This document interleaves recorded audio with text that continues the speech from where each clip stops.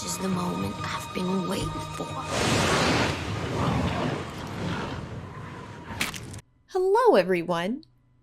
Tornadoes, one of the most destructive and fascinating forces of nature on planet Earth. They're different from other natural disasters, such as volcanoes and hurricanes, in that there are virtually no ways to predict when a tornado will strike. I mean, sure, you can predict severe thunderstorms that are capable of producing tornadoes, but when it comes down to it, there's no seismic activity, there's no satellite imagery, there's no real-time monitoring that can give you some advance notice of disaster striking.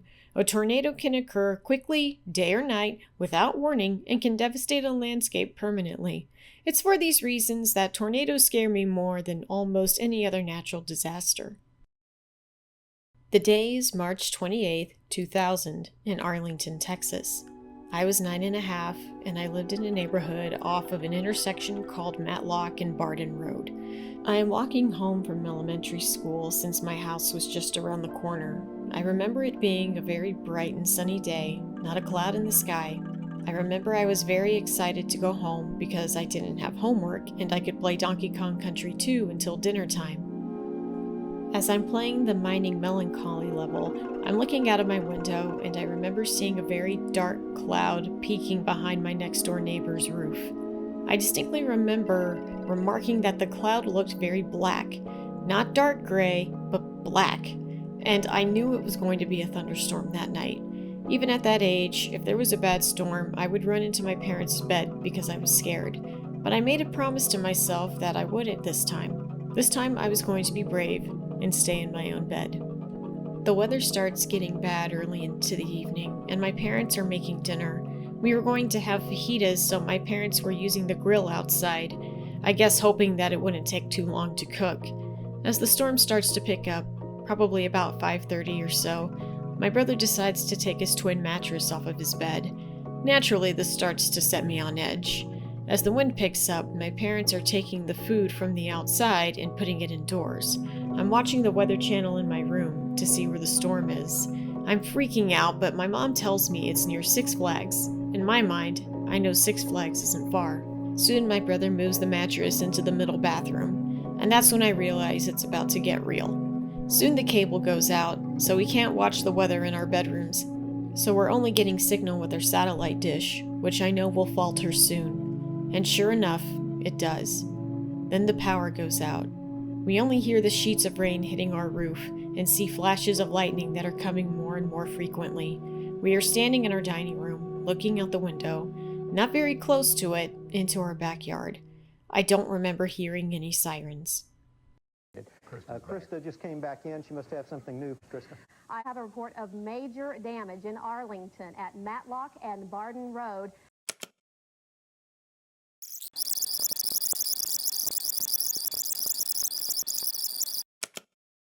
And I lived in a neighborhood off of an intersection called Matlock and Barden Road. Major damage in Arlington at Matlock and Barden Road. They have a service station that has sustained quite a bit of damage and a major transformer that is down. So again, that's in Arlington at Matlock and Barden Road. I remember my mom saying, "There it is," when my parents are all but shoving us and our two dogs into the direction of the center bathroom. I said, "Where?" My mom replies, "It blew the fence down." My mom and my brothers and I huddle into the bathtub. My brother had already moved the mattress into it. I never saw him do it. I look up and see my dad closing the door behind him, and then immediately almost gets pushed down by something hitting the door from the other side. I later found out my brother's bedroom door was blown opposite of its hinges all the way down the hall. My dad had closed the door just in time. There's not enough room in the bathtub, and he tells us to get away from the glass. We had one of those sliding glass shower doors, and he keeps telling us to do this until my mom says, "We can't!" Because of course we couldn't. I remember my mom leading us in prayer for God to watch over us. I wish I could tell you what it sounded like, but I really don't recall the sound. I know obviously there was sound. Some people say a tornado sounds like a freight train or a very loud wind. But I only remember my mom praying as she held me. Then, whatever sound there was, suddenly stopped, and we were all very still and quiet. I don't remember how long we were like that, but after a certain amount of time, my dad got up to take a look, as did my eldest brother, who had the foresight to bring flashlights. I saw my dad open the door, and our attic door was caved outward slightly, and I saw a trickle of water coming out of it. Before I left the bathroom, I saw broken glass on the floor, and my mom stopped me. She already had her shoes on from when she brought the food indoors and tried putting the patio furniture down. She goes to my room and hands me a pair of sneakers. She tells me that my room is intact, not even a broken window. I can't say the same about my brother's room, which was completely destroyed. I walk through the house with a flashlight and into the living room, which also looks intact. In the living room recliner, in the corner between two large unbroken windows, is my stuffed duck wrapped in my blanket, completely untouched. In the immediate aftermath, my family and I make our way into the street to check on our neighbors, and everyone else in the street joins us. All of our neighbors are okay. Some houses were hit worse than others, and the backyard fences were all blown away. Oddly enough, the front computer room of our house and the back room where my brother slept on the opposite corner were the only rooms that were damaged. What was unique about this tornado for the time was that it was the first tornado to have actual live footage of the tornado on the inside during the storm. Seeing this happen live, knowing that it was coming from my home, instills a level of fear that I cannot describe. I didn't realize it at the time, but I had PTSD from the experience. I became afraid of thunderstorms almost to the point of hysteria. I watched the Weather Channel religiously and couldn't sleep through a storm alone until I was 12. Now, Hollywood itself is no stranger to depicting natural disasters. Disaster movies are thrilling, exciting, and often entertaining. And in order to do this, of course, some artistic license needs to be taken. Tornadoes are no exception.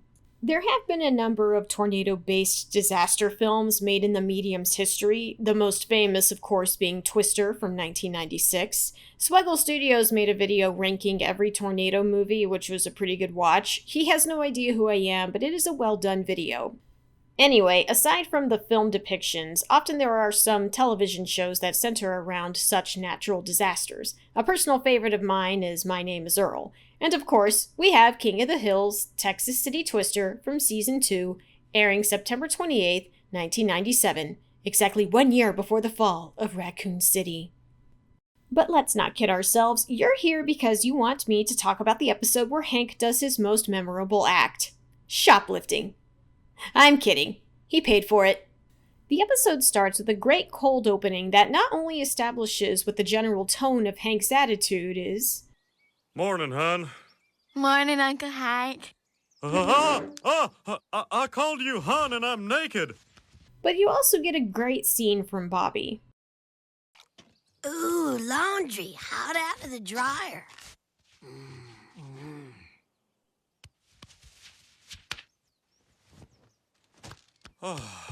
6 a.m. and already the boy ain't right. That run animation is just... ugh. So already we're being set up for Hank not wanting his space being invaded by Luanne. Hank is lounging in the living room, and I'm confused at the time of day and what day it is. Because here it looks like he's dressed for work, but it seems to be the middle of the day, so what is he doing home? And if it's the weekend, then why is he dressed for work? Quite the conundrum. Maybe he was about to go play golf since his clubs were there by the door. Anyway, the doorbell rings and some shady-looking dude asks for Luanne. Hank eyes him up and down and is on the defensive. Well, who wants to know? Shiny Pines Trailer Park. Miss Platter owes 6 months back rent. Hank lets it slip that she lives there. Luanne doesn't have any trailer. That's why she lives here. So she does live here. Hank goes on the offensive, though. Look, we're both reasonable people. You said it, friend. Hank doesn't skip a dang beat. That's why he's the best. The man mentions the address with the unpaid rent is in Luanne's name. Not sure how that works, since Luanne was still legally a minor at the time, and it's doubtful the property and its responsibilities would be put in her name when her parents went to jail. And if we're not going on the retcon timeline here, where her father most likely was on a real oil rig, not in prison, then he would be responsible for the back rent or abandon the property. Very strange that they're going after Luanne for rent. Then again, I could be ignorant of how such things are done. Anyway, Hank recounts the story of how it tipped over because of her parents' fighting and that it should have been hauled off by the police. Sir, if you're calling me a liar, you better be holding something stronger than an umbrella. 9 iron? Y'all have a nice day. Hank kicked some ass and didn't even lift his boot. Luanne and Peggy return home, and without missing a beat, Hank asks why Luanne is living with them. Because I have nowhere else to go? Hank tells her that a man from her old trailer park came by and said the trailer she lived in is still there. Sorry, Hank, I'm siding with Luanne on this one. Again, there's no reason why Luanne would be on the hook for the rent. Either way, Luanne tries to argue that she doesn't have a trailer because it tipped over. Hank counters that just because it's tipped over doesn't mean it doesn't exist. I can't live in a beer can. I can live in a trailer, but I don't have a trailer because the trailer tipped over. Peggy reprimands Hank's callous attempt to get Luanne to move out, since the trailer has too many painful memories. Of course, he doesn't take this to heart and resolves that he will tip the trailer back over himself using a winch. The guys are all on board to help, and Dale calls to his wife that he'll be home by dinner, and we first hear of this episode's main star. I'll see you for dinner. Sorry, Shug. I get to anchor eyewitness weather tonight. There's high winds blowing, might be a tornado. This could be the disaster I've been waiting for. So keep your fingers crossed. Wow, if only predictions could be that accurate. Let's keep that line in mind, shall we? The guys arrive at the trailer park, and Boomhauer talks about the pros of living in a trailer park. Hey, man, it's a dang old good old deal, man. I tell you what, $100 a month, man, you get them hookups, you get them old dang tube tops jiggling around everywhere and whatnot, man. It's nothing but a dang old trash, man. And ends with calling it all trash. The guys find the trailer and set out to set it right. You got it. You got it. You got it. Wow, that trailer's roof can hold up a crap ton of weight. And then this happens. Keep going. Keep going. Use the momentum. All right, Boomhauer, way to go. Yeah. Great job. Thankfully, that for sale sign tells us no one was probably in there. But I'm hard-pressed to believe that those propane tanks would remain intact. Anyway, the guys decide to bail, and apparently there are no witnesses. Back at home, with the morning's conversation seemingly forgotten, Peggy and Luanne are watching television when Hank arrives to tell Luanne that the trailer's been tipped back and she can move in at any time. Why are you doing this to me? You're welcome. Luanne runs off crying, and Peggy has to reprimand Hank again. Sometimes you gotta stop vomiting in the baby bird's mouth and kick her out of the nest. Well, that's a very clever analogy, but you know from our own sidewalk, we are constantly raking up those little dried-up bird babies. Luanne is just not ready. Again, I'm siding with Peggy here. I know Hank wants his den back and all, but Luanne is clearly still traumatized about the whole thing. Peggy goes into the den and tries to comfort Luanne. She apologizes for her freakout and admits that she's believed she wouldn't have to go back to the trailer. Peggy reassures her that she doesn't have to until she's ready. Luanne starts talking about her future and her aspirations and decides that if she can achieve her dreams, she can live on her own. I'll be okay at Shiny Pines, because you could see the same stars over that trailer you could see right here. Well, at night. Maybe Luanne isn't ready. Luanne packs up her meager belongings and starts saying goodbye to everyone. I guess she packs pretty light considering just earlier that day she had no intention of moving somewhere else. We want to get on the road before that Dr. Demento starts stinking up the airwaves. Well, okay, how far away is this trailer park? If Hank was able to go there, untip a trailer, come back, convince Luanne to live there, and pack up all of her stuff, and it's not even early evening? Sounds like it's not that far away. Anyway, Luanne says goodbye to Lady Bird and then to Bobby. Goodbye, Luanne. I just wanted you to know that I never read your diary, even though you secretly suspected I did on June 18th, 1995. That boy ain't right. Finally, Luanne says goodbye to Hank, and Hank tries to deflect by giving her a coupon. Peggy returns to reprimand Hank a third time that day. Did you even happen to notice that Luanne was crying when she left here? Well, when isn't she crying? She cries at weddings, she cries at funerals. There's no rhyme or reason to it. I spent 6 hours tipping up her trailer yesterday. Okay, so this didn't take place on the same day? Then what was Nancy talking about there being a possible tornado later that day? One word being removed from Hank's line would have solved this muck-up. Peggy tries to explain to Hank that his own family is leaving, and he retorts, Luanne is not family. She's company. If she was family, I wouldn't have to double knot the belt on my bathrobe just to get a midnight snack. "What a dirtbag thing to say, Hank. You should be trying to cover your junk no matter who's in the house." I kid. But seriously, Peggy is right to set him straight and asks if he has any emotions at all. I've got plenty of emotions. I was afraid she was gonna hug me. I was worried that she wouldn't leave, and I was happy when it was over. Peggy calls Hank a blockhead, and Hank takes major offense. Even though Peggy apologizes, she says, But sometimes you make me wonder what the hell is wrong with you. Well, speaking of hell, if I wasn't so in control of my emotions, I might be inclined to say that's the sort of place you should consider making a visit towards. Wow, even with all the verbose candor, Peggy still got the message. And I like the little detail of how hard it can be to slam a sliding door. Anyway, I like that Hank immediately apologizes to Bobby for the argument they had in his presence, though Bobby seems more interested in the television. The National Weather Service has issued a tornado watch for the Tri-County area. This is not a test. Channel 84 doesn't play those kind of games. Now, for those of you who don't know, there is indeed a difference between a tornado watch and a tornado warning. Tornado watch simply means that conditions are conducive to creating a tornado, while a tornado warning means that a tornado has been spotted and you should seek shelter. I think the metaphor Swiggle used was a tornado watch is like having the ingredients of a taco, while the warning is an actual taco. Anyway, tornado watches are usually quite common, especially during tornado season. They don't usually stir much fear. Anyway, Nancy mentions that tornadoes can be held in a trailer park.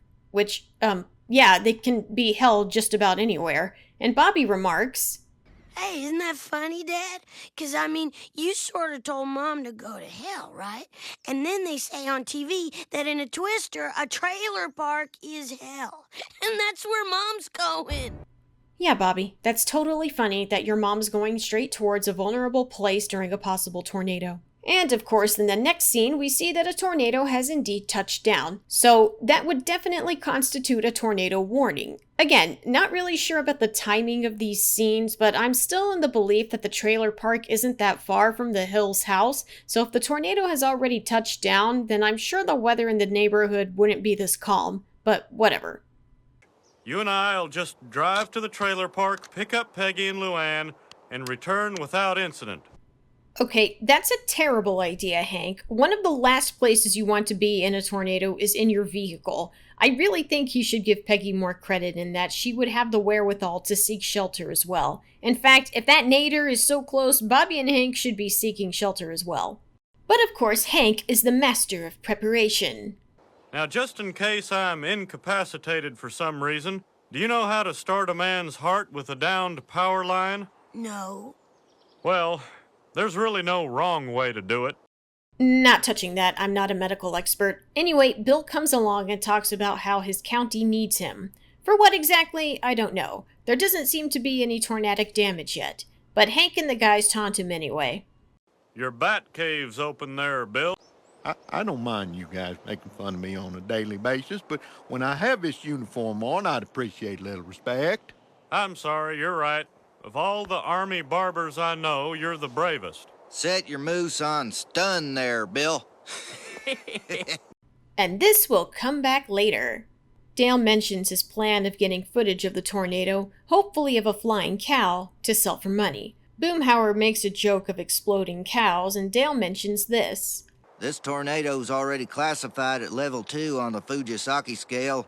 Okay, hard pause here. Dale is actually referring to the Fujita scale, which was still in use at the time of this episode's airing.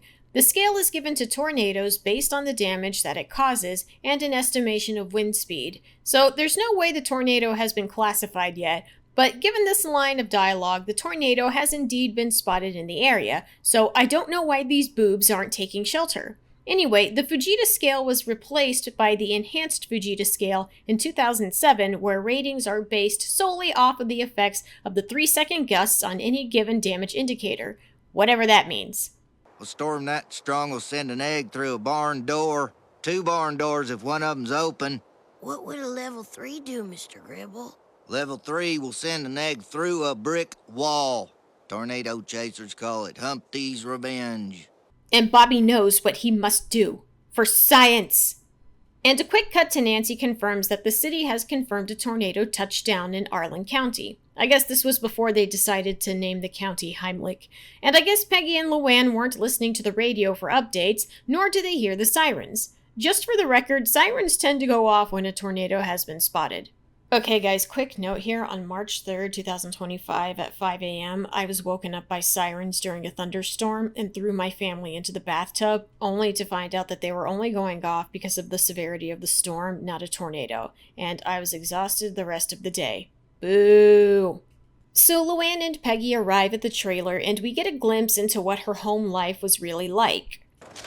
There's the fork Mama stabbed Daddy with. Weird that the fork would still be there. I would think that it would have been taken as evidence considering there was a trial. Anyway, Luanne blames herself for the fights that happen when she is present, and Peggy assures her that that's not the case. Peggy really is a good aunt to Luanne. No, do not be silly. The fight Hank and I had today was about him, not you. I am so mad at him and his precious self-control. I surely am not unfond of you, Peggy. I tell you what. Ugh, what kind of marriage proposal is that? On the way to the trailer park, Hank is listening to the radio and is getting an update on the tornado damage so far. He leveled the club down. The strippers are fine, but a customer had his leg broken by one of the dancers. Nothing to worry about. That trailer park is at least 3 strip clubs away from Wheezy's. I may be wrong about this, but I don't know anyone in Texas that uses strip clubs as a unit of distance. But if there is such a person, it would probably be my brother. Hank seems to experience some car trouble and goes to the Megalomart, and we see some more telltale signs of a twister in the sky, which for you non-Tornado Alley residents, tornadic weather is characterized by greenish skies as seen here. Fun fact, I was also on the road during this exact storm, and it was scary AF. Back in the path of the twister, Dale attempts to get footage of the beast. 10 years ago, you took my shed. Did you think I'd forget that? Come on, bring it on! Ah! No, please, let me go! Whoa, man, Daniel, what? And almost kills Boomhauer, and drops some poison in the street, which directly affects the plot later on. Meanwhile, back at the store, we have yet another demonstration of how Tornado Alley residents do not act in a store. Look at this. Why are people panic buying when there is an active tornado? They should be at home or in the store taking shelter. Tornadoes move, you know, and if one is heading in your direction and you're aware of it, going to the store is really not advised. This isn't a hurricane where you have days' notice. If your house gets hit, good luck ensuring that all that stuff you bought won't get lost. Okay, calm down, Harvey. It's just a show. Anyway, Hank doesn't believe in buying bulk fuel filters, so he tries buying just one. I'm not even sure what a fuel filter is. I let my mechanic take care of that. But is there any practical reason to buy them in bulk? 1 fuel filter. I'm sorry, hon, but those have to be purchased in packets of 12. 12 fuel filters. I'm sorry, sweetheart. I can't sell you a package that's opened. The lady, that's obviously Nancy in a wig, tells Hank that they can only be purchased in bulk. Some customers get disgruntled that Hank is buying the bulk filters. Fuel filters? Honey, quit. That jackass is buying all the fuel filters. What? Leave some for us, jackass! I need a fuel filter. What are they for? I need one. Well, that man's buying them by the dozen. You said it, lady. Hank is just done with all this and tosses some scratch to the hose bag and cheeses it. Back with Dale's poison tub, we see the local hazmat team showing how seriously they take their job, blocking Hank from getting to the trailer park. And, need I remind you, there is an active tornado in the area. I'm actually quite baffled why sirens aren't going off. Come on, let's go! Move that truck. My wife is stuck at Shiny Pines. How is she stuck, Hank? She drove herself. And again, I'm pretty sure she'd have the common sense to seek shelter. She's been living in Texas for presumably over half of her life at this point. Tornado survival education, I'm sure, hasn't been lost on her.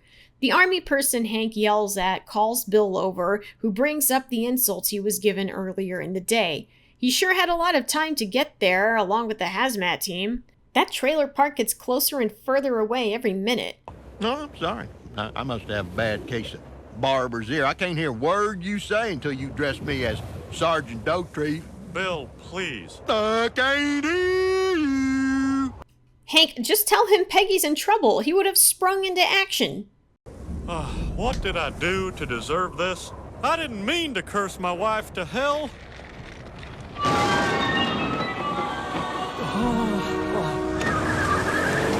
And Hank yeets out of there. While he closes in on Shady Pines, he sees the tornado quickly approaching. Ugh, so it's that close, huh? Looking at the distance, by the time he got there, the trailer park would be no more. Alright, whatever. We go back to Nancy's framing device. A level 5 tornado is headed right for Shiny Pines Trailer Park. Shiny Pines residents, we urge you to remain calm. Interesting. Apparently Channel 84 is able to determine the tornado's scale before its damage has been assessed, and apparently sees a small trailer park as a notable town marker. From this, I can only deduce that Nancy is either clairvoyant or has excellent knowledge of all areas in the town. This makes her a better-looking Sylvia Brown or a female James Spann. Hank makes it to the trailer park, and we see probably the most realistic depiction of a Texan during a tornado. The twister's coming! Run for the radio! Take my son! And Hank, I guess, still thinking Peggy would be dumb enough to hide in a trailer during a tornado, goes looking for her. Peggy calls to him from the shelter. Then we get the best moment of the series. Moment I've been waiting for. You gotta love how unfazed Bobby is at the entire situation. This kid has heard of how dangerous tornadoes are, is out driving with his dad when there's one on the ground, almost gets mobbed by a bunch of idiots, and how his dad is walking in the middle of it all trying to get to the shelter. Speaking of... I came to find you! I don't know how long I can hold on, so I better say this now. I feel terrible about what I said to you, Peggy. I don't want you to go to hell. I'm not good at this kind of thing. Go on! You're doing fine, sweetheart! Okay, really not the best time to be doing this. You should close that dang door. Hank pours out his heart over the roaring winds, which would probably deafen the entire speech regardless. I love you! And Bobby! And Luanne! To a lesser extent! Even holding on for dear life, Hank is still Hank. Well, now we get to the most ridiculous part of the episode. Very funny that an electric pole could withstand those winds when a freaking tree can't. Not to mention all the debris getting kicked up that could land on him, and how Hank is able to hold on at all. You know what? I'm not even mad. We get this great scene of Hank's clothes getting ripped off. You gotta love how he tried holding on to it with his feet. And apparently that old lady was the only resident in the trailer park, judging by that shelter. Then everything goes calm. Hurry, Hank, hurry! It's the eye of the storm! Come to the shelter! Run! Okay, I'm not opposed to the idea of there being an eye of a tornado. I mean, they are circular in nature, so of course there's a center. They are depicted in Hollywood for dramatic effect. There are 2 accounts of farmers that claim to have been in and seen the inside of a tornado. One is from 1928 and then 1951. So I'm guessing they didn't post it to TikTok. I will say I'm baffled that Hank is clean and not covered in dirt. He had to go through the outside to get to the middle. Tornadoes get their color largely by the debris and dirt it kicks up. Otherwise, a tornado will usually have a white or gray appearance. And that tornado looked pretty black to me. Maybe it's a magic tornado because the egg is no longer on Bobby's face. Is Luanne still alive? Tell her to cover her eyes. They're covered. Oh, just run, you jackass! Clearly the most logical thinking person in the episode. Don't tell me that old lady's in there, too. Oh, don't mind me. I've seen a barrel of pickles in my day. Nice. And I vividly remember watching this scene when it aired back in 1997 and wondering aloud why he would take the cactus instead of the flag to hide his meat thermometer, to which my brother had to tell me because he didn't want to disgrace the Texas flag. Oh, now the pole breaks. After the tornado passes, we get to see the aftermath of the storm. Tornadoes are dang deadly, y'all. Well, you don't have a trailer anymore. It's tipped over. Guess you'll be staying with us from now on. And Hank decides that the tipped-over excuse is a good reason to say out loud to let Luanne stay.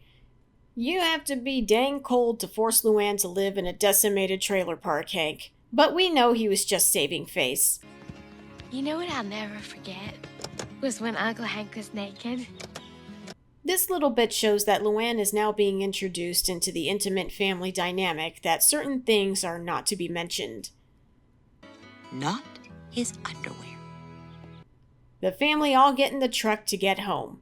That's a dang sturdy truck to still be drivable considering an F5 tornado can do this to a truck.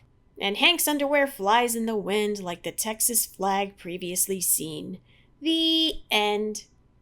Time for another hot take. Hank is often seen as the bad guy because he wants Luanne to move out. We do have to see things from Hank's point of view. He didn't plan for her to move in. The first episode demonstrates that she was only supposed to be there temporarily. Hank is definitely set in his ways and doesn't like his day-to-day living situation to be interrupted, which is clearly seen to be the case at the beginning of the episode. Of course, I do think it was wrong to effectively force Luanne back to a traumatic place simply for this reason. He's completely in the wrong there. Hank was adamant, even in the first season, that he was hoping Buckley would invite Luanne to live with him. Hank is just too bullheaded to see how insensitive he's coming off as, to which Peggy rightfully calls him out. This is easily one of my favorite episodes of the series. I know I spent a lot of time picking it apart with its accuracy and plot holes with regards to the passage of time, but the episode itself is very good and has some of the most classic moments. The heart of the episode is Hank learning to see Luanne as a more permanent member of the family and to admit to himself that he does care about her, which is kind of nerfed later on when he's still pushing for her to move out, but that's not the point. The tornado itself is secondary. And for a show that is grounded in reality as King of the Hill is, they did take a lot of artistic license with its depiction of a tornado. But hey, it's a show that takes place in Texas. You gotta have a tornado episode in there somewhere. They were spot on with the snow flurries driving Texans to panic, though. For those of you that aren't accustomed to severe thunderstorms or tornadic weather, here are some quick tips. If there's a tornado warning in the area, don't go rushing out to the store to buy toilet paper. Stay at home and get to the lowest centermost area of your house and away from windows. Put a pillow or mattress above you. If you're outside of your home, run to the nearest shelter and pray they let you in. If there's no shelter and you're on the road, don't try to outrun the twister. Get out of your car and lie in a ditch. No, seriously, try to get underneath the wind if you can. And for the love of all that is holy, do not go under an overpass. For some reason, Hollywood loves to depict that as the place to go if you're in such a situation. There are survival stories of people hiding under an overpass that leads people to believe that that's a good idea. It's not. Those stories involve either the tornado not hitting directly or the overpass had an unusual design that contributed to the survival. And for every survivor under an overpass, there's lots more that didn't make it. I hope this information is helpful to you one day. I don't really have much of a closer, nice little phrase to top off this video. This episode was funny. Hank was naked. Thank you guys so much for watching. My name is Harvey McLeod, and I'm here to make videos for you. And I'll see y'all next time. Bye-bye.